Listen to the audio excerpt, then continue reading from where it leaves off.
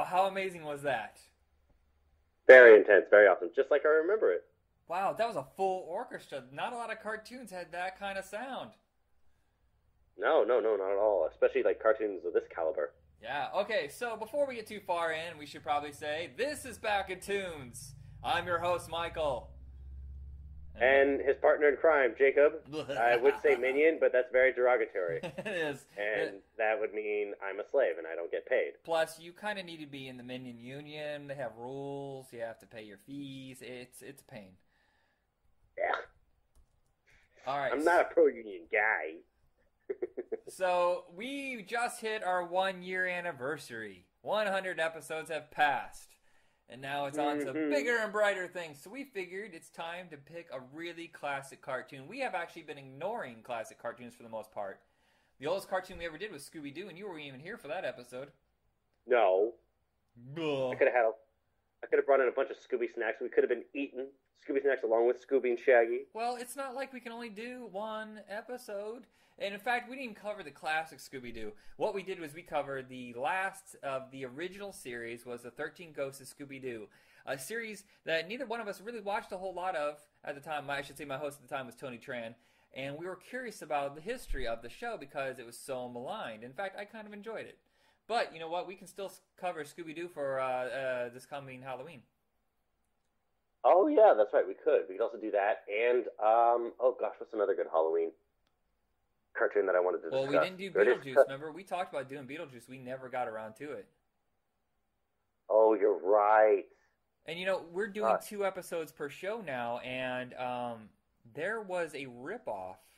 Some people say it's not a ripoff, but all I see is just glorious, oozing mounds of ripoff is Goober and the Ghost Chasers. It's almost the same exact thing. It was a dog and a mystery gang, and they're searching after ghosts. And his name's Goober. Goober and the Ghost Chasers, yeah. McGruber. And there's the original Ghostbusters. Let's just say this. Right now, like I said, it was the 1-year anniversary. Our very first episode of Back in Toons was the real Ghostbusters. We did that in honor of Harold Ramis passing. Can you believe it's been a year? Yeah. We've been hustling and bustling this show. Gosh, it just seems so long ago. All right, so this episode we're going to be discussing Jonny Quest and all 3, actually technically 4 of its iterations. And to back it up, we're doing another show that kind of has the same feel, except I think of lesser quality, was James Bond Jr. Well, it came out in the 80s. Right. So, yeah, maybe. No, it was 91. Oh, it was? Yeah. All right, so, you know, we just played the Jonny Quest intro for the 1990s show. I'm curious. I haven't watched the original show in a while. I want to hear the intro for that and see how they balanced out. So I'm going to play that real quick.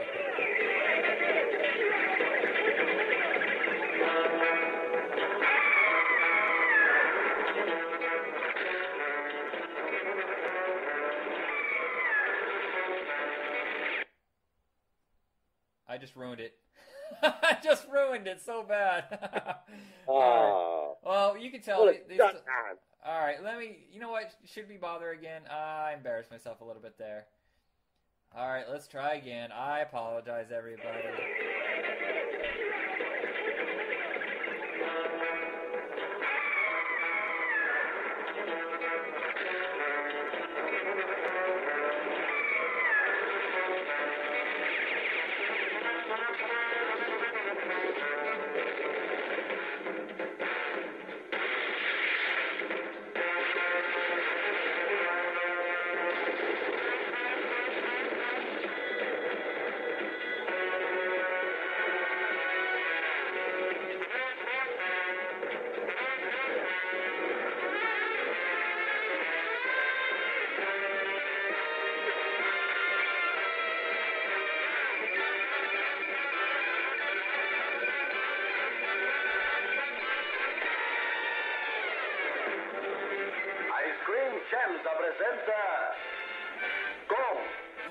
Dude, that intro was in a different language. Alright, so I guess we got the gist of it. I should probably stop it there. You know, I like the newer one better. It feels like a movie. You know, of course there is a difference between decades, how music changes. That obviously reeks of the 60s. Though surprisingly for a cartoon, it did have a full orchestra. I just didn't have the same kind of feel as that newer song, the newer theme. Oh yeah, no. Plus, I mean, for me, it was just pretty intense, and just the opening sequence when it's just going through, the whole little cyber world of it and showing all the different screens and little glimpses from like episodes that are going to air eventually because it was just awe-inspiring. It's one big joyride. Yeah, and it's one of the very first cartoons to use digital effects. I mean, I think there's a couple before that, but this is where it like really became part of the show. Oh yeah, definitely. All right, so we actually grabbed an episode of The Real Adventures of Jonny Quest. We just want to try to discuss, I don't know, of the three series. I know the original is canon for everybody, and that's the one that you usually stick to. But I think this is a better show. I think The Real Adventures is a better show. Oh yeah, I agree. And you don't have, and yeah, I remember watching the original before watching this one, and I do remember Haji saying "Seem Seem Salabim" pretty much every 10 seconds because they would always get into trouble and it would always get them out of it. Yeah. Like Haji, why couldn't Haji use that to just take down the enemies? Is that not how it works? So what we do on this show, if you've never heard an episode, and if you're new to the show, oh my God, do you have a huge catalog of episodes to dig into? Check us out at Retro Rocket Entertainment on Facebook. Our entire catalog is up on retrorocketentertainment.weebly.com. You can just find us, click on the Google account, and you can find it there, the Libsyn account, and you can play it on iTunes.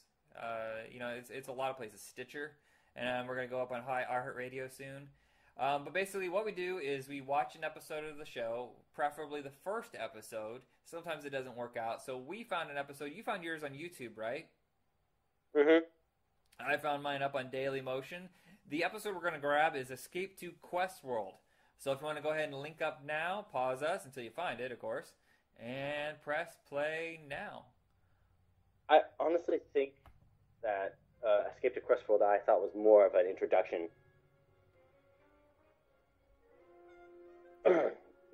Then I think the previous episode, which was Sail into the Storm or Deadly Storm, something about pirates. I can't remember. You just told me a second ago, and I forgot too. So Jonny Quest was created. I feel like we should have done this episode last year because last year was the 50th anniversary. So I'm kind of bummed we didn't get around to it. Well, we're a little late with the anniversary, but hey, it's better late than never. So yeah. I mean, Hanna-Barbera had its 50th anniversary, and this is of course another Hanna-Barbera cartoon. It seems like they were trying to do this spy tactical espionage introduction to kids. Yeah, I mean, it was well, for the most part, cartoons back then were all about animals. They rarely ever did anything with humans. I mean, UPA stuck to the rule of no talking animals, but nobody really focused on humans, and nor did they do serious, especially because this is an action show. So it's kind of groundbreaking at the time, and in fact, the tone is even more mature than anything else. A lot of those action shows, they kind of had either a silly tone or there was no danger. There was a lot of mood and atmosphere going on in the original Jonny Quest. And, yes. Especially in the design work, I just absolutely love looking at it because, yes, the animation was rather limited, but it had so much atmosphere to it that it kind of made up for the fact that it was a little stilted. Right, yeah. But also, plus making the title character a kid, I think would appeal to the younger audience, even more. Yeah. And it seems to have worked. And the cool thing is, this cartoon actually aired in prime time, and you had Dr. Benton Quest and Race Banyan. Is it Bannon or Banyan? I think I've been saying it wrong this whole time. I think it's Bannon. It's Bannon. Okay. So those were the access point for grown-ups to watch the show with their kids. So besides the fact that it was animated, it still had bigger ideas and more going on. Olive Garden's first ever... What the hooey? Was that you? No. Really? Sorry about that audio glitch there, people. I don't know what that was. We just literally talked about audio glitches not being in the episode. But luckily we have an editor now that can kind of take out these things for us. And I don't even know what I'm talking about now because then they'll take it out and then we talk about it and we're like, what are you doing? All right. So, yeah, we were talking Jonny Quest for viewers who just came late to the show. Yeah, this show aired in prime time. It only lasted for 1 year. For some reason, I thought it lasted a lot longer. They must have just rerun it to death. I know. I remember watching it so many times. It was on pretty much for an entire year. Then a couple years after that, I thought, I mean, I know they changed voice actors, so I realized it was no longer J.D. Roth who played Jonny Quest, and Robert Patrick, who was the voice of Race Bannon. I was like, they were no longer the voices. I guess some kind of contract let out, and they decided to hire new actors. Well, that and there's a long gap between. Wait, are you talking between which shows are you talking between the New Adventures and the Real Adventures? Yeah, the Real Adventures, and then to New Adventures. Okay. I thought it was all the same. No. See, here, there's the 64-65 series, the original season. That got rerun endlessly for 20 years. And then in 1986, they decided to add some new episodes and mix them in with the old episodes. So those were called the New Adventures.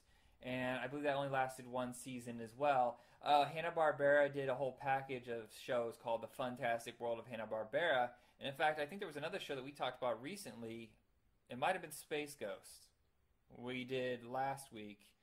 And I think that's one of those packages they put together with, like, it was a connection of old shows and recent shows, and they would just put them all together. Well, I think the New Adventures of Jonny Quest is one of the real, like, well, this is a brand new thing we're doing. We're not rerunning anything. We're just going to make a new cartoon. We're going to air it with other stuff. They did the same thing with Jetsons. Oh, I was deceived as a child. So, yes, the original episodes were edited for content because, well, not just content, but time changes. You know, episodes used to be really, really long back in the day. They used to be 25 minutes, or an hour-long show would be 50 minutes. Well, now, the hour-long shows are only 40 minutes, and, you know, the half-hour shows are at best 20 minutes because they need to make up for all the advertising. Mm-hmm. Right.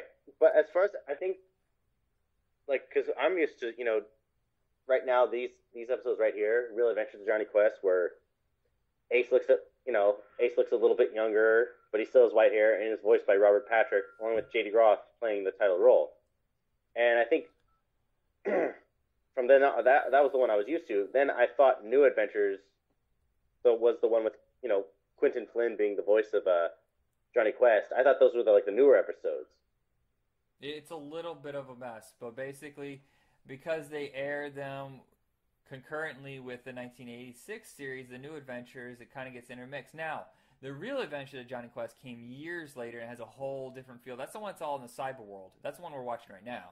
And that's probably the one you grew up with. Oh, yeah. Now, there was a couple of movies that fit in between the two, but they're really not canon. I don't think they're part of the original storyline. So, The Real Adventures of Jonny Quest is, of course, their way to update the thing. You know, the old show probably didn't age very well. Having Haji the way he used to be probably wasn't with the times at all.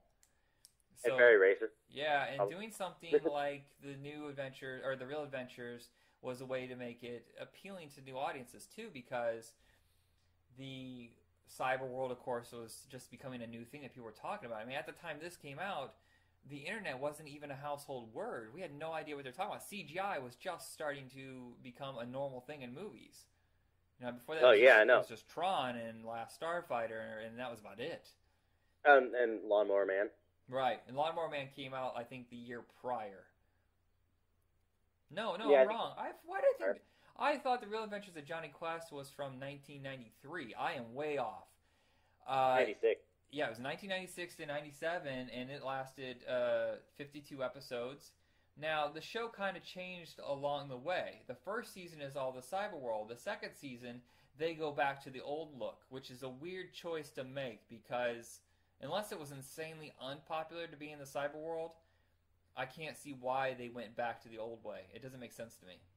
Oh, no. I mean, if anything, just, you know, I thought the cyber world was the new thing, like going into the future, you know, cyberspace. That's where the real new frontier is, other than space.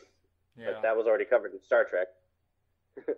Plus, it was kind of, you know, pertaining to the computer age. So they are trying to keep up with the times, and I think it was working really well. Yeah, it just it doesn't make any sense unless it wasn't popular, and I'm wrong. But yeah, so the second season is all old school style, or at least set in modern times. I don't think I ever watched it past the Cyber World. I remember catching it on TBS, but then after I just kind of moved on. And, the funny thing is they tried to make this into a movie, which makes complete sense. And I cannot believe that it has not been adapted. With all these cartoon movies happening, are they only doing talking animals? They're not going to bother doing humans at all? Oh, yeah, no. I mean, they did Josie and the Pussycats, which I thought was really good. That's true. Fun to watch. But, no, I think this one should have been the next one to do. Especially, if you're trying to get, kids hooked on to, something like James Bond, real secret spy, tactical espionage. Right, and it doesn't seem like it would be that expensive. It says here a few years ago that Zac Efron and Dwayne "The Rock" Johnson were attached, but it just, nothing ever happened. That'd be pretty cool, but Dwayne is not Race Banyan. That wouldn't even make sense. Cast somebody a little bit younger, not as bulky. I mean, he doesn't have to be white by any means. But I'm just saying he's not the right size. Oh, yeah. He does have the sense of humor, though. That he does. Plus, now he's going to be Black Adam in, the movie adaptation of Shazam. Yeah. Which I think is a really cool choice. I think he'd be perfect. Yeah, I'm trying to think of someone who would be good cast. I mean, the problem with Jonny Quest is that you have to cast a kid unless they age him up. And at best, he's going to be a high school. But obviously, Jonny Quest, what is he, like 13? 14? Yeah, 13 or 14. Yeah, so they're going to have to find a really good kid actor that can handle his action. I think they're going to age up. Yeah, I honestly hope that when it comes to Haji, they don't do what they did. They don't whitewash him. I'll be so pissed if they whitewash him. Yeah. I don't. Maybe that's why the movie hasn't happened, because it's difficult to figure out the right balance. Because it has to be kids, and you're putting them in danger with all these special effects and action sequences. So that's a little bit harder. If they're not going to do a movie, bring the cartoon back, or at least air the old cartoons. When's the last time they even aired these? It's ridiculous. They were aired with, the old cartoons were actually aired like on Cartoon Network and like Toonami. When we would stay up late, they'd always have all the late night Boomerang cartoons. And I would watch Jonny Quest. That's how I knew of it first. Yeah. And, now that it came back in the 90s, and I thought it was a huge success. Well, Boomerang has changed, because when it first came out, it was all about the old school stuff. But then, all of a sudden, Boomerang changed, and their opinion on what is old school is now what they originally aired, like Dexter's Laboratory, Ed, and Eddie, What's the guy again? Hoo-ha, mama, oh, hoo. Johnny Bravo. Johnny Bravo, thank you. I don't know why I forgot that. That's what they consider classic now. So the stuff that's before, like the 1990s, is just completely put in a vault. I mean, a lot of stuff's not even on DVD. So where do you get it? Where do you get to see this? It's irritating. Yeah, I have to look it up online somehow. Guess so. Yeah, look at it. Oh, gosh, doesn't this guy just screams mad scientist? Look at his hair, and he's in a mental asylum. Yeah, so TNT had this whole thing where they were going to make this huge. And it just didn't really pan out. They had a lot of marketing and merchandising, and for some reason it didn't really connect, and it's kind of a bummer. Yep. And this is where we get the first shots of cyberspace, or Quest World. I think that's how his father's was. He admitted Quest World, and gave Rare cyberspace. Now, do you watch the Venture Brothers at all? Yes. Now, you can obviously see that's a huge homage to Jonny Quest. Venture Brothers, I always thought, was take the Hardy Boys, dumb them down, and then throw them into Jonny Quest's world.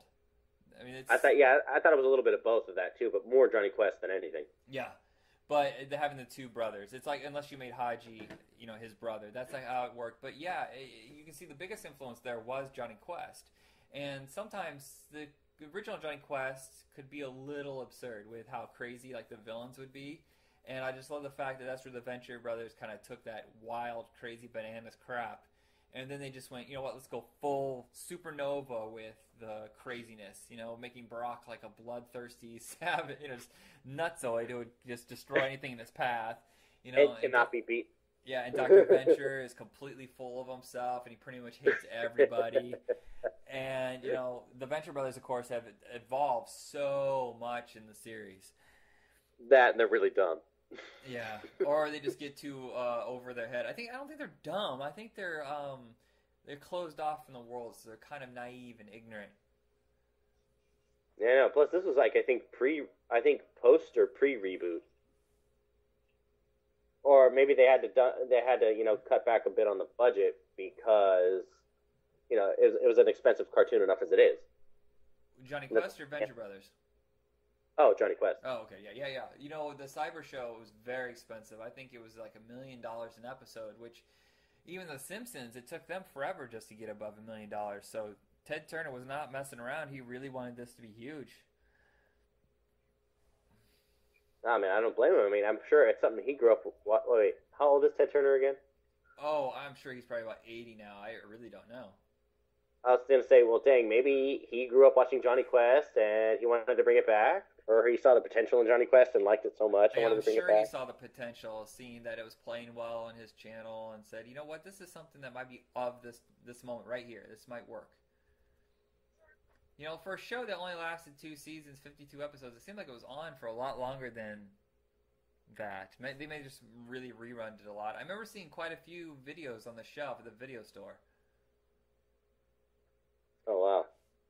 That's right. You're probably too young to remember those, but yeah, I remember a lot of toys, and like in the video stores, you would just find. Like, no! I remember video stores, and I remember the toys. I remember the toys big time. I think I had a few. Oh, okay. Yeah, and if I never got one, as a kid, I'd probably kind of, be upset with my mom for a bit. Be like, okay, I don't want to talk to you for another day. Yeah, it's weird. It says here, and at the time, I thought this thing was huge, but it said the show failed to gain the ratings that were necessary, and it performed poorly with merchandising. Man, if I was a kid, I would have bought these up. Maybe the toys were just badly done or horribly marketed. Who knows? I don't. It's just been so long, I don't remember. But honestly, it's like, seriously, Johnny, you couldn't have had some kind of contingency plan. This guy is a mad genius. You had to think he'd double cross you.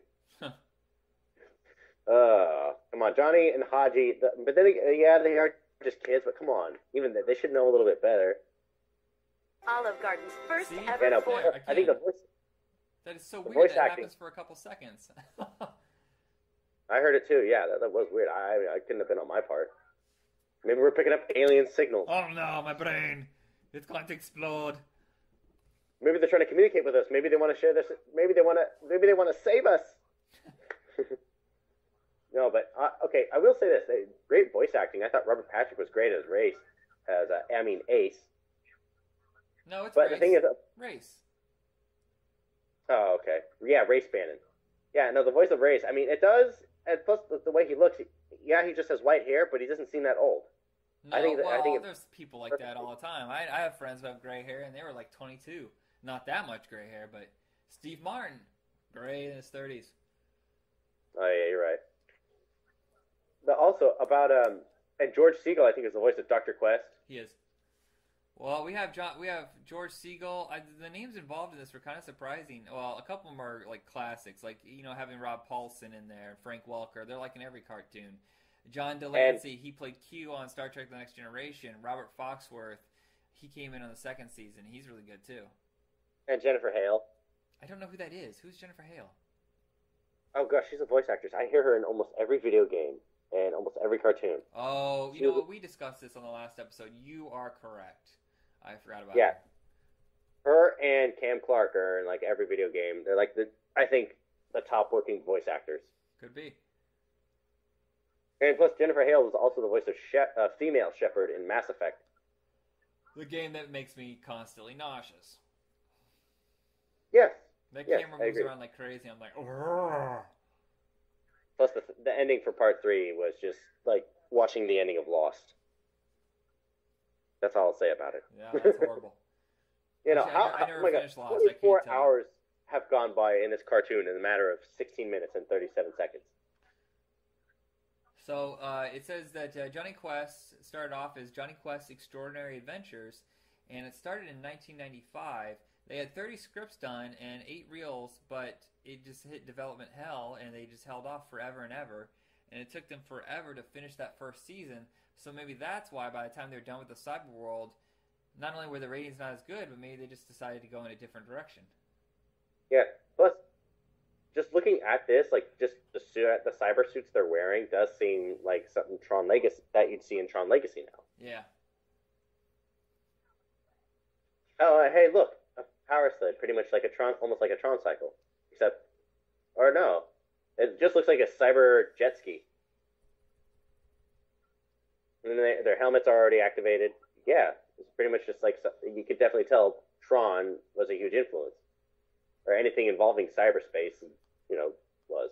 Yeah, the funny thing is the show itself, or Tron itself, was kind of maligned when it first came out. It did not do that well, and it wasn't that influential to anybody at that time. But the kids who grew up on Tron realized how important the idea is. They were so far ahead of their time. There's so many things like, of course, the sequel in the series, but, Jonny Quest had to have been somehow inspired by it. Reboot obviously was inspired by it. There's so much of the cyber world and CGI and stuff that was developed there that would go on to just be part of it and just a normal thing in the industry. Oh, yeah, no, I mean, plus nobody could understand Tron. Nobody knew cyberspace. That's when computers were just starting out. Nobody even understood computers. Nobody. So it must have seemed really like alien to them. So they're like, I don't know what they're even talking about. But now it seems antiquated, not just because of the look, but the idea is like, of course we know what all that stuff means. Why did they know? ROM wasn't even a thing in people's mouths at the time. Oh yeah, or software, or data transfer programs, or accounting programs. It's like, wait, how does it account? What does it do? And why do they look like people? This makes no sense. So the budget for the first season of Jonny Quest, including marketing, was $40 million. I don't even heard anything for a cartoon like that now. Not even like huge disasters like, what was that, Family Pride or something like that. There was some show that they did with lions. Like they're, do you remember that show? I can't remember what it was called now. It was about the lions that were Siegfried and Roy, and they made a cartoon of it, like 13 episodes, and it was very, very expensive, and it was a huge disaster. Oh, yeah, the Siegfried and Roy cartoon, where I think didn't it involve trolls? No. It was the Family Pride or Lion Pride or something like that. Head of the Pride. I don't know. It was all about the lions that were Siegfried and Roy's. Yeah, I know exactly what you're talking about. But yeah, $40 million to sink on a cartoon, that's insane. I mean, I don't even know TV shows they spent that much money on until like recently. That's bonkers. Cut the blue wire. Cut the blue wire. It's always these moments. It's either the blue wire. Don't cut the red one. It's like, well, yeah, he did trick you earlier. I mean, why would you believe that doctor? You'd have to doubt him. And however the kid, no, the kid's too gullible. Jonny Quest, you're a little too gullible and dumb, man. No offense, but still. I feel like, oh no. Yeah, I feel like the original show had more character and atmosphere to the way it looked and the way it was developed. But I gotta say, this show, something was so unique about it that you can't deny it. And the fact that it's been kind of ignored is kind of a shame. Oh, I know. Plus, I mean, Jonny Quest I thought was a classic franchise, and I think it definitely needs to make a comeback. Especially, especially if you want, little kids to get into James Bond or something like that. Yeah. Well, just something beyond talking animals and silly comedy, something a little more action-oriented. It's like the perfect show for kids that are like 6 to 12. I know, especially if they want a character to relate to, I mean, come on. I mean, all the characters are grown up or animals. What can they do? Yeah. But no, I honestly think it was a successful cartoon, and I'm surprised it didn't really get that many as many ratings as it should have. Yeah, it's just weird. But $300 million worth of advertising. $300 million. Woo! That digital animation, oh my gosh. I mean, that must have been like extremely new. Like, oh my god, I can't believe it. This is fantastic to look at. And you look at it now and you're like, oh gosh, that's horrible. It didn't even line up right. Like they're walking all clunky, like they're old and they have to have a cane when they walk. The motion capture bubbles like that heavy. All right, so I think that's it for us on Jonny Quest. That's something I think that is kind of necessary to see sometime in your life. At least one of the series you know what you're talking about, because the show is very influential. Like I said, it was the first cartoon to really take a focus on action instead of comedy. No talking animals. I mean, there is a dog, but it doesn't talk. And, it kind of they fly all around the world. Yeah. And you got this really cool... Oh, sorry. No, it just kind of set a trend that it can't be denied. And it was cool to have, an Indian sidekick, I think that should be his catchphrase whenever he knocks someone out and just goes, "Sim sim salabing, punk." Ha! All right, so we're going to take a break, a little commercial break here, go on to the adventures of James Bond Jr. But first, I want to play a little clip. Jacob, do you think that now that we have commercials that we're sellouts? Yeah, kind of. We're sellouts? Yeah. Well, I don't know. I mean, I'm not making any money. Are you making money? No, but we're getting some sweet T-shirts. That we do. All right. But you know what? Jonny Quest thinks we're sellouts. He thinks we're sellouts. Jonny Quest thinks we're what? Jonny Quest thinks we're sellouts. Jonny Quest thinks we're sellouts, yeah. Jonny Quest thinks we're sellouts. Jonny, yeah. After the messages, Hey, nice shirt. Gee, thanks. Say, that's a nice coffee mug too. Well, I sure like it. You want to clue me in on where you got them? Sure thing. Just visit Jabetsco.com. Swell. Hey, how do you spell that? Why, it's GIMETZCO.com. back to the source.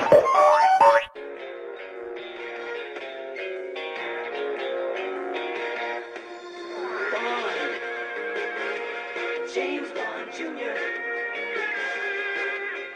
No one can stop him, but scum always tries. Young Bond cuts through each web of spies.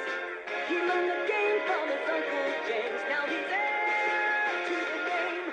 James Bond! James Bond Jr.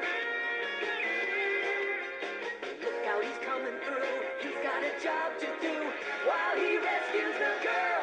James Bond Jr. chases scum around the world. All right, welcome back from our brief break.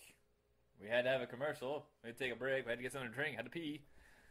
We just watched Jonny Quest. Now we're talking about James Bond Jr. That was one of the worst intros I've ever heard. Yeah, I'm sorry. I mean, James Bond Jr. deserves, I think, a better intro than that. That was It's James Bond. That was like the assistant to someone who wrote one of the great James Bond songs. Like, he's not available. Wait, hold on a second. He had this song sitting. He just like made it up and goes, he did it. That's right. It's it. He did. I did not write this. Might as well have. Yeah, it was awful. Yeah, it was just so awful. It was just like watching Jack and Jill with Adam Sandler. I don't think that movie's that bad, but actually, I'm one of the few people who actually kind of liked it. Actually, you know what movie of his I do like? And this is off subject. Is That's My Boy. Oh my god! I know. For some reason, I just like so it. Annoyed. All right. Let's get off this topic. All right, back to James Bond Jr. Up on YouTube, the very first episode, appropriately named, is The Beginning. And it's on YouTube. It's on Dailymotion. So we're just going to go ahead and hit play now. No? Yep. It's now good? Good. We're good? All right. Oh, United Artists.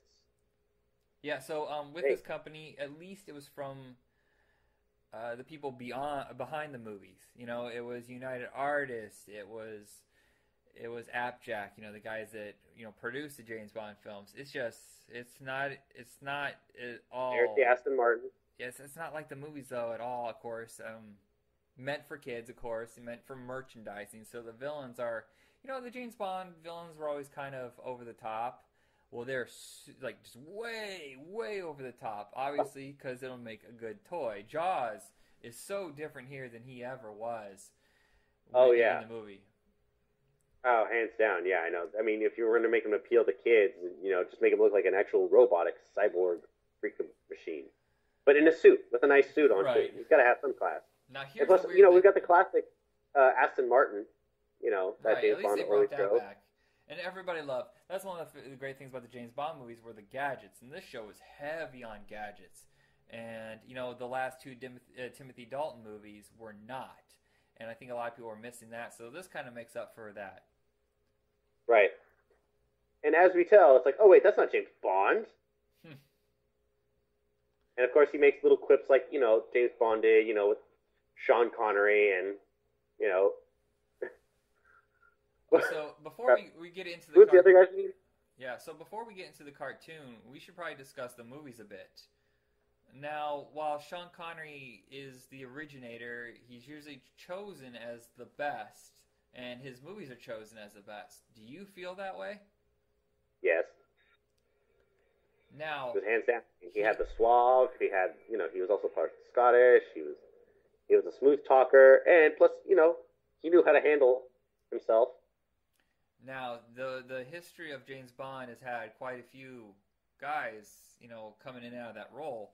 Yeah, Sean Connery, I really think he is absolutely fantastic. Something about Pierce Brosnan really connected with me. Maybe it's because he was a James Bond from my time. But I will only say that GoldenEye is a really good Bond movie. It's one of the best. The next one with Michelle Yeoh, that one's Tomorrow Never Dies, right? I think it's Tomorrow Never Dies, yeah. That one is pretty good. After that, the next two sucked. Wait. The one with Denise Richards, The World Is Not Enough, is garbage. And the one with Halle Berry, what's that one called? Die Another Day. Die Another Day. That one's not that bad, but it's just not up to snuff.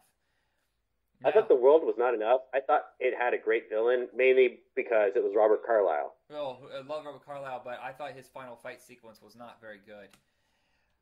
But he could have died a better way. He deserved a better death. Yeah, and the girls just sucked. Now, James Bond, the only one of Sean Connery's James Bond that I don't really care for, even though it's still fascinating, is Diamonds Are Forever. Now, the only reason I don't like that one as much is because I've seen it like 6 times, still not really sure what it's about. Yeah, okay. Right here at James Bond Jr., it's like they definitely have a diverse group of, peers and colleagues. And the thing is, these characters are mostly connected to characters from the movies, which is good. Right. Instead of coming up with a brand new character. Of course, there's James Bond Jr. Okay, so the weird thing about James Bond Jr. is he is not James Bond's son. James Bond... He's his nephew. Yeah, it was proposed that he had a brother, even though it's been said numerous times that he was an orphan. Now, it says that he has a brother. Now, are you saying that James Bond's brother is also James Bond? Or perhaps James Bond, I guess, had someone he considered a brother in the orphanage. Maybe. It's confusing. Or, who knows? It probably has something to do with genetics. Maybe. It's very weird. But obviously they had to say James Bond Jr. because, it's easier to sell than Doug Bond, the nephew of James Bond, even though he was an orphan. It's obviously taken it. I want to say that this is an alternate universe version of James Bond. So it makes sense that Jaws has all these gadgets and he's like a super villain, and that, that James Bond had a brother. It would make much more sense if it was an alternate universe of what we see in the movies. Has anyone claimed the word supervillain, which is like a supervillain that's just really stupid? Why? Here we go. Okay, I think this is Q. Now this is Q's grandson. I believe. IQ is the grandson of Q. The kid with the blonde hair is kind of dopey. He is the son of Felix Leiter, who has been played by roughly a dozen people in the James Bond movies. They keep changing him out. It's crazy. Jack Lord, the star of Hawaii Five-0. He was the very first Felix. Now, he was in the first couple movies, I believe. And then he wanted more money and more focus on his character, so he quit. Oh, tough luck, pal. You're a supporting role. Yeah, it's like, well, I think they were planning to do a spin-off of him. They just want to give it more time to build up something for him in order to make it necessary for a spin-off. But then by then he moved on to other stuff, and of course he got his fame for like 12 years on Hawaii Five-0, and nobody's gonna scoff at that. Yep, and of course. Rich with your uncle, and of course he happens to be a surfer dude. They're trying to get really diverse characters, and to get along with the times, so an American audience can have some familiarity with it. Yep, of course, total Michelangelo type. Huh. You know, the funny thing is, they changed the main villain. I really thought that they would go with Spectre. They went with Scum. Now, Scum is easier to sell to 12-year-old boys when it comes to buying toys. But Spectre is like kind of the canon of James Bond universe. In fact, now they're bringing Spectre back that's going to be the name of the new James Bond movie, Spectre. Oh, I know. I'm excited. Now, I think I'll actually see it. yeah, now back to the movies. Of course, Sean Connery quit. He was just burnt out. He was doing one every single year. And he wanted to do other movies, so he dropped out. And that's when they got... he stars in... why can't I remember? On Her Majesty's Secret Service. He's the one that was only in one James Bond movie. For Pete's sake. I can't remember his name either. That's ridiculous. I think most of the universe can't remember him, but that's absurd that I can't. Yeah, and who else? Okay, then there's Timothy Dalton. I thought Timothy Dalton was really good. You know what? I think he's the one... Well, before we get to that, it was George Lazenby. That's ridiculous that I forgot that. But George Lazenby, he was only in one James Bond movie. In fact, one of the best James Bond movies, but no one sees it that way. I think time has kind of vindicated a little bit because On Her Majesty's Secret Service got rid of a lot of the humor and dry one-liners. It kept it to a minimum, and the movie's dead serious. In fact, have you seen it? Which one?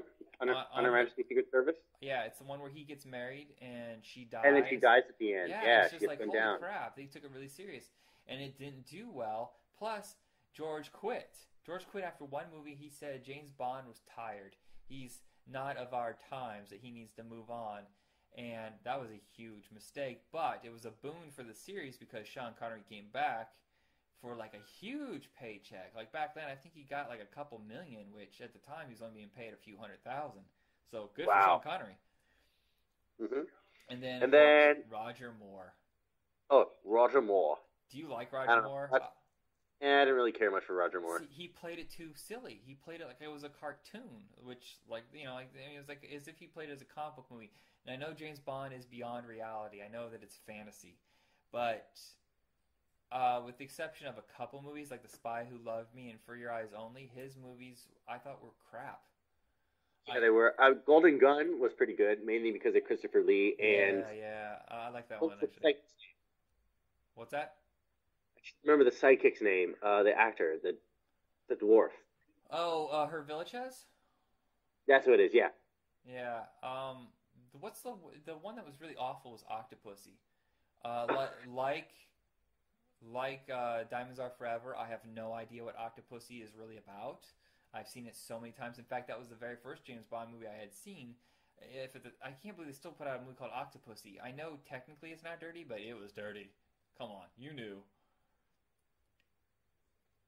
Yeah, honestly, in cartoons and shows like this, there always has to be that one nagging, arch nemesis, rival in school or something. Kind of like a Malfoy in Harry Potter. Thank you. That was what I was trying to think of. So, of course, James, they kept bringing back Roger Moore over and over, even though I think at one time they were poised to have James Brolin take over. In fact, I think they signed James Brolin, and everybody lost their minds because he was going to be American, and then, Roger Moore decided to opt his contract for another 2 movies, and you can tell by the time View to a Kill comes out that he is just creaking along. He's so, not in the right shape at all. He's old. I would say, 50% of that movie is acted by a stunt double. Pretty much, yeah. But here's the thing also about Roger Moore. I think, what was it called? A View to a Kill? That's the one that had the Duran Duran song? Yeah, and the one with Christopher Walken as the villain? Yeah. Hey, come this way, Mr. Bond. Hey, check out my boudoir. Okay, now, here, look at Jaws. Honestly, okay, he's in a nice suit, but then you look at his shoes, you're like, was he a schoolboy? What gives? What? That is a horrible fashion choice. Then again, 80s did have some horrible fashion choices. Yeah, okay. Well, this is 1981. Still, fashion wasn't really that great. No, it was still clinging on to the 80s. And of course, okay, Jaws should have been electrocuted because his mouth is full of metal. Right. It should have gone to his brain. His mouth has definitely changed. He used to just have metal teeth. Now his whole face, but it makes a good toy. Oh yeah, definitely, and it's something for kids to really despise. Now Murakami designed these characters, and I don't care for the look. It's not. I don't. It's from the guys that did Teenage Mutant Ninja Turtles, the original series, you know, and they did Speed Racer. They did a few other things, nothing really that significant. That's why it seems so familiar. The animation. It looked like it was like Captain Planet or Ninja Turtles. Yeah. I'm trying to see what else they did. Oh, they did Toxic Crusaders. That was one of our episodes. They did the California Raisin Show. They did the last chunk of Alvin and the Chipmunks. Yeah, these guys aren't really well known. I'm surprised they were hired because they didn't have a whole lot under their belt when it came to animation. But I believe that they were a UK company, even though the last name says Murakami. Oh, okay. So who knows? I think maybe Murakami. Wait, have you looked at his bio? Does it say that he was born in England? No, you know, I know his name from something else outside of these cartoons.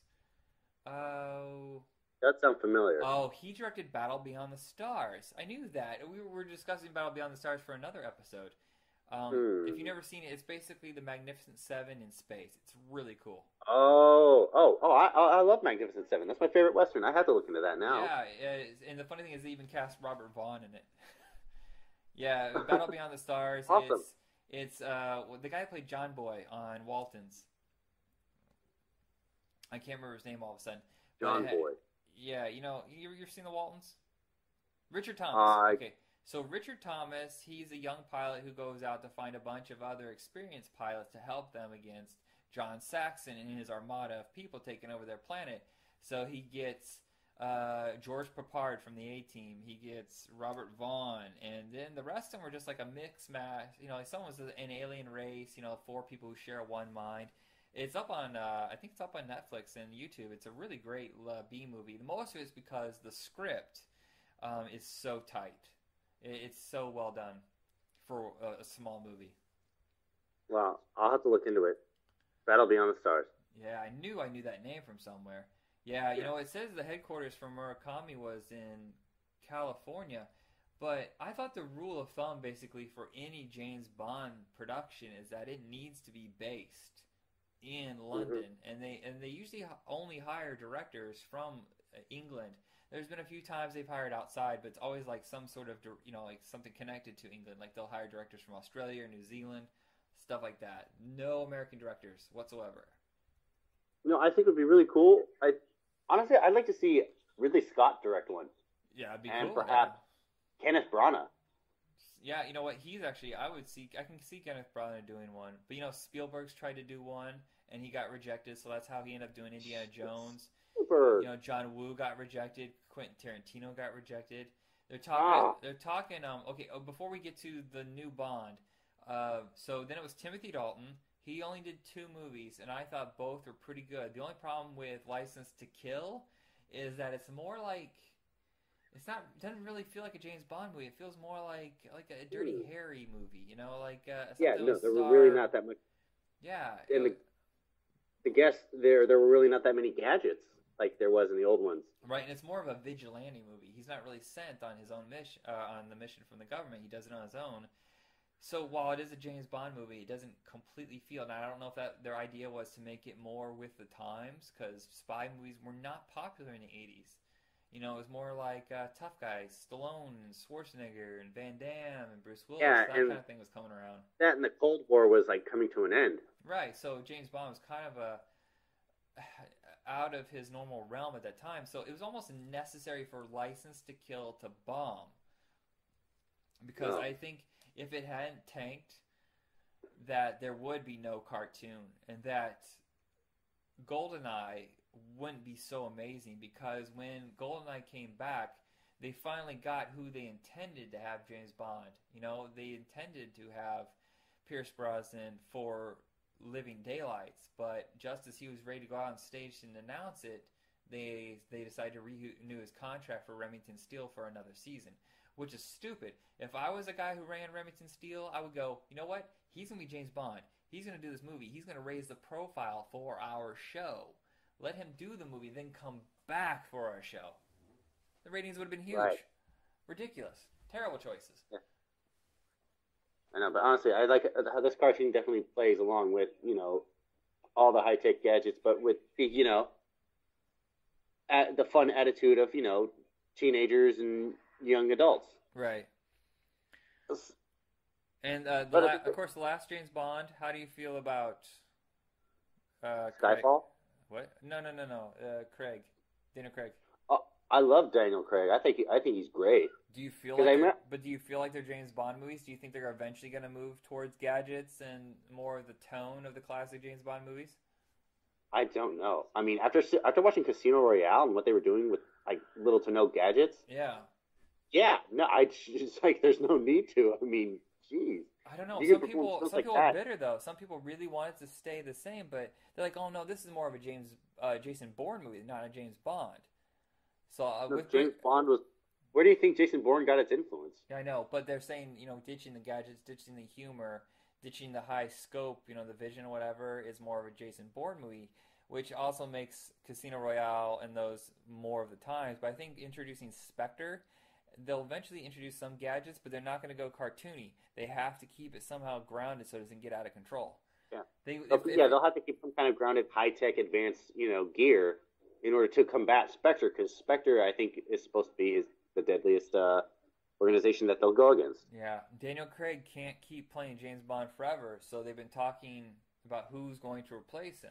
What do you think? And I mean, I hope they get someone who definitely would fit the caliber of James Bond. I mean, there was rumor that it was going to be Robert Pattinson, but I'm like, no, it can't be unless it's like I don't think he has that. No, he's going to have to put on some serious muscle. Well, they're talking about going with was it Idris Elba? Is that how you say his name? Oh man, that would really be awesome. I love Idris Elba. But will he be too old by the time this happens? Will he be, I mean, he's already in his 40s, and by the time Daniel Craig retires. Daniel Craig, I think he was like in his late 30s when he started. So, right, he was 35 or 36, yeah. Yeah, no, but I think Daniel Craig, he was in the books, I think he was mentioned as like, blonde haired.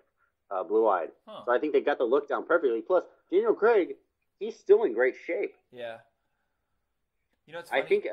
Did you ever read any of the books? I've never read any of them. I only briefly read none of them. That's great. That's awesome. Yeah, no. But I mean, just like looking up, through like Wikipedia stuff about the movie. I mean, people would say, as far as like, when it came to Casino Royale, and people would, describe at the receptions part, and how some critics like were really, happy about the look of Daniel Craig. Yeah. But so James Bond Jr. is kind of sort of based on a book. Oh yeah, I mean, since it has to do with James Bond, but I mean, as far as like a next generation. No, there was a book called The Adventures of James Bond Jr. 003 and a half. Oh wow! Instead of 007, yeah, it was just cut it in half, whatever. 003 and a half. It was there. They were trying to introduce James Bond to kids, and it only lasted one book. It was not accepted by any means, and it's kind of surprising that it didn't last more than that.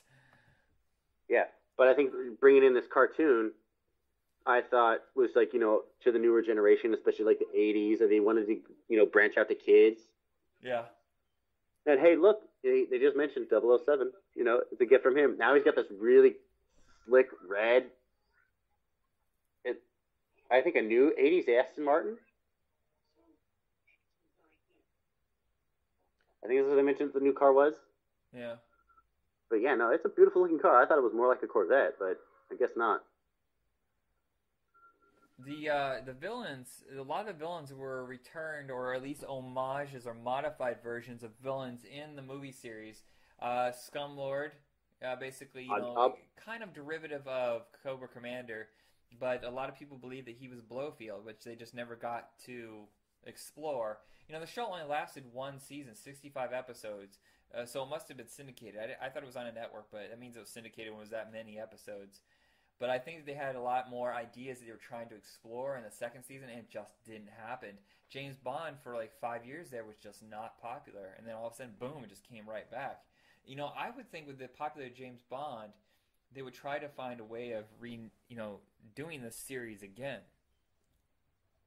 Yeah, and I think there was a game for this for Super Nintendo. Oh, yeah, there was one for Super Nintendo. Yeah, I remember playing it. It was actually decent. Most of these licensed games sucked. Yeah. Overall, I mean, like that theme song. Thinking back on it now, oh gosh, I don't remember ever like singing it out loud or like being that excited when the theme song came on. I just wanted to watch the cartoon. I guess even then, thinking about it now, I guess then I probably hated the theme song. I didn't care for it. So the other villains from the movies that came back for the show: Jaws, Knick Knack, Goldfinger, Oddjob. Oddjob, of course, being one of people's favorites because he was even parodied in the Austin Powers. Who throws a shoe? Random Task. His name's Random Task. Dr. No. Dr. No comes back, but Dr. No looks weird for the cartoon. Have you seen that far into the show? There's a picture of him on YouTube, and I don't remember this at all, but he looks... I'll look it up. They took Dr. No, and they made him look like a deranged version of the Mandarin. Oh, wow. I'll have to look into that. Yeah, it's also, weird. What was one villain? I think, Live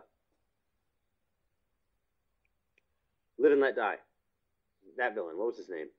The voodoo guy. Oh, I don't remember the guy's name. I remember the actor, but Yafet Kodo, but yeah, I don't remember. Dr. Oh gosh, it was Dr. something. I want to say Doctor. Was it Dr. Derange? I'm looking. Hold on. But hey, it also had it also was a huge hit. The song, yeah, because plus it was by Paul McCartney. Oh, James... Live and Let Die. Yeah. Well, a lot of those songs are classics. Some of them not so much. The Living Daylights by Aha, not so much. But that one, View to a Kill sucked, but the song was awesome. A View to a Kill by Duran Duran, yeah. Yeah, that was a great song. I mean, it's just sadly, Baron Samedi. Was he in the cartoon? That was the guy's name. No, but that was the villain in A View to a Kill. Oh, the one with okay. the top hat and the voodoo guy. Yeah. Baron von Skaren. Yeah, the guy that... Oh, my God. Jeffrey Holder. That guy passed away in 2014. Yeah, we talked about him on an episode, but we didn't really have much to say. Because I think that's pretty much the only thing. That and the Coke commercials.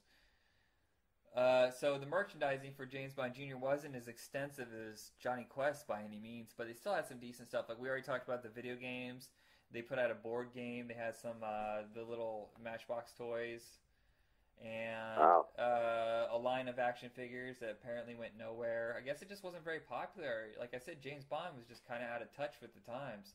Even though the cartoon seemed like it was popular, I feel like everybody was talking about it, but maybe I'm wrong. I actually had an action figure of James Bond Jr. Yeah, it was like kind of metallic, and he would flip his gun up and shoot people. I think it was pretty cool. Some of the cartoons in the episodes would have like parodies of the movies, like A View to a Thrill and Live and Let's Dance. So I typed. Goofy. Oh god. There were a lot of the books, though. I didn't realize there were so many. There's about 20 books. Now, James Bond Jr. is not considered part of the canon. So it's just kind of like, that's why I thought it was kind of more alternate universe, because they could do whatever they wanted inside that instead of having to stick to whatever the movies had going on. Yeah, and like you said, I think the main purpose was to get kids aware of James Bond, especially for the newer generation, because it was dying out. Yeah. So it was just an idea to reboot it, and it seemed to have helped a bit. Was this your first experience with James Bond, or had you seen any of the movies? Oh, I saw some of the old movies. I mean, my dad, the one you mentioned, His Majesty's Secret Service, that was one I remember a lot because, I remember, saves the world, marries her, then she gets gunned down at the end, and he's sitting there, and the highway driver comes by to inspect him, and he's just sitting there, just all upset, all cried out.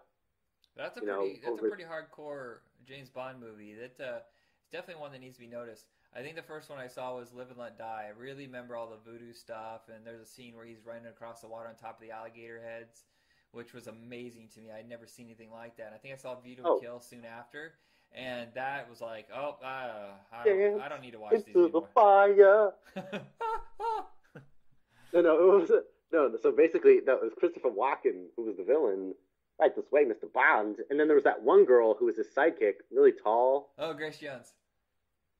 Yeah, Grace Jones. Oh, that's who it was. She was also in Conan the Barbarian. No, Did Conan you- the Conqueror. Did you know that No, Conan the Destroyer.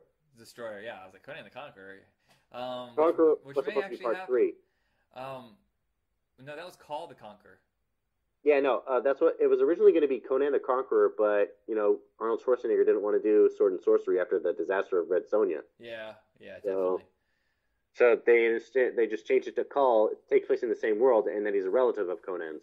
Right, he's supposed to be like his great ancestor or something like that, like his great great great grandfather, because it actually takes place before Conan. Did you know that View to a Kill is the very first appearance of Dolph Lundgren?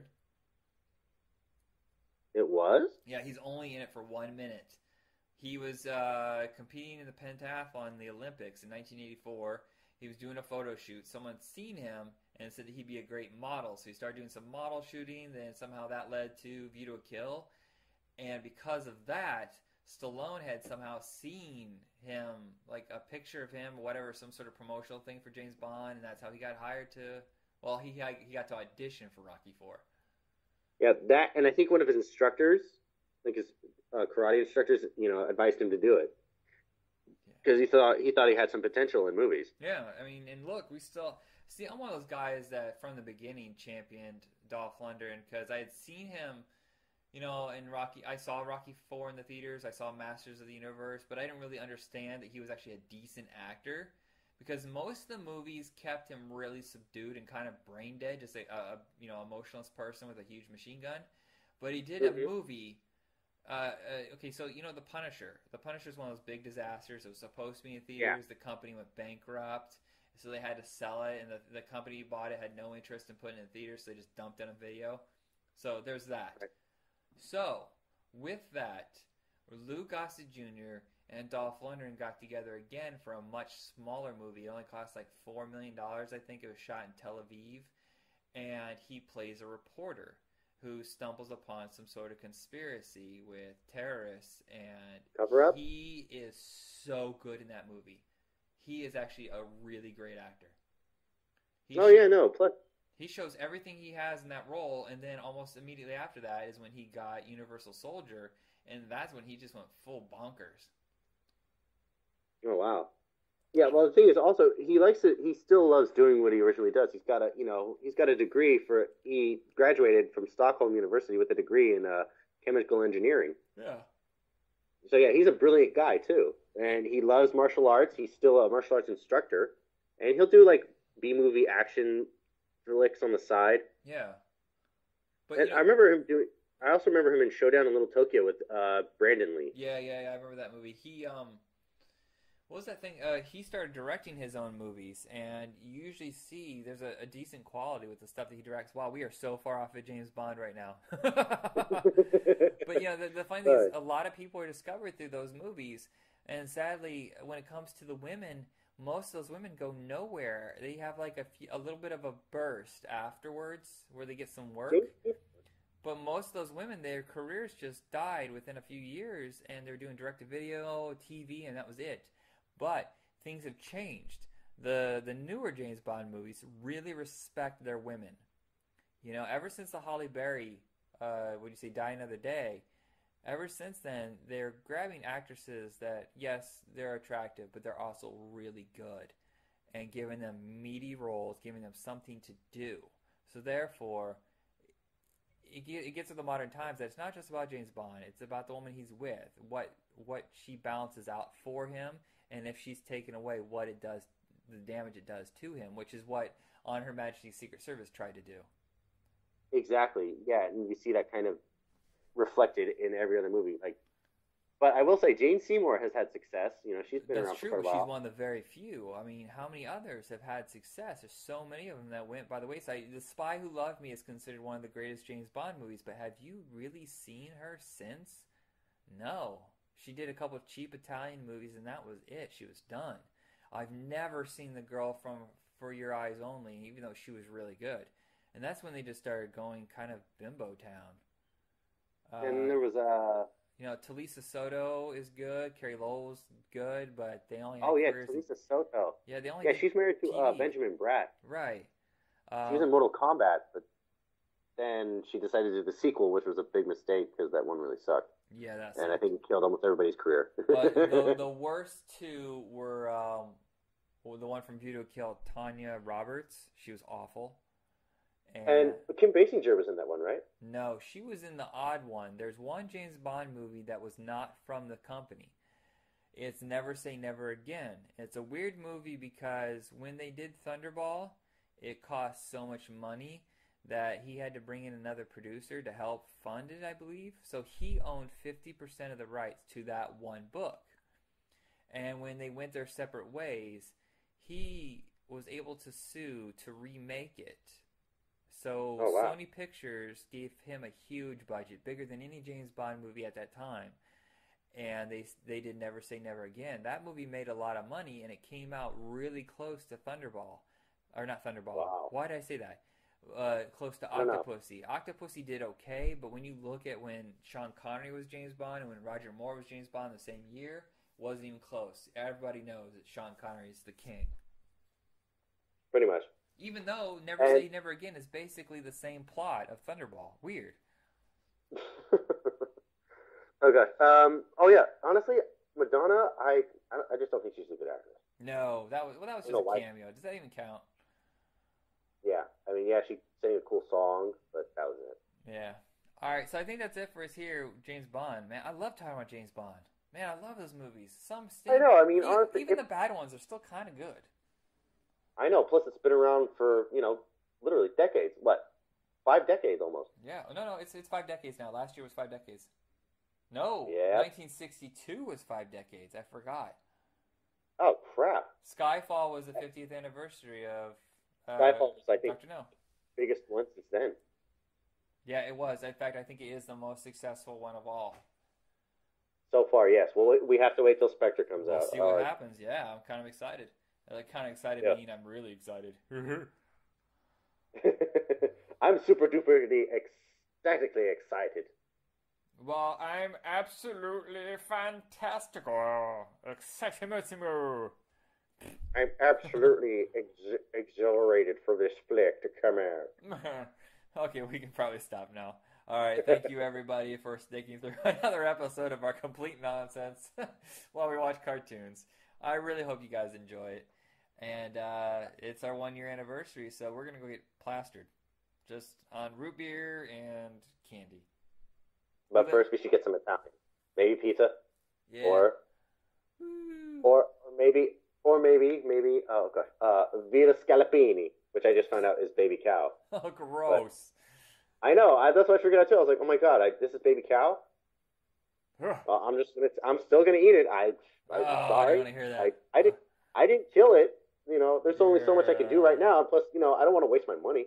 All right, let's check out now. I'll never eat it again. All right, so I'm gonna go order my root beer shaken, but not stirred. Yes, that shaken, sucked. but no. I'm embarrassed I even said that. You think it's possible for us to end an episode without embarrassment? All right, everybody, have a good night. Namaste and good luck. So, what song should we end this on? I was thinking more like Live and Let Die. Oh, wait. How about Skyfall? Or Diana? No, not Die Another Day. I'm sick of Madonna. How about You Know My Name? The one Chris Cornell did. Yeah, so many great songs to choose from. Goldfinger! I got one. Oh, wait. Goldeneye? No, not Goldeneye. I don't know. That's too porno-y. Yeah. Wait. Oh, I got it. View to a Kill. View to a Kill? Does it need more cowbell? Yes, I think it does. Add a little bit of cowbell in there while you're at it. Come on, Mr. Bond. Here we go. View to a Kill.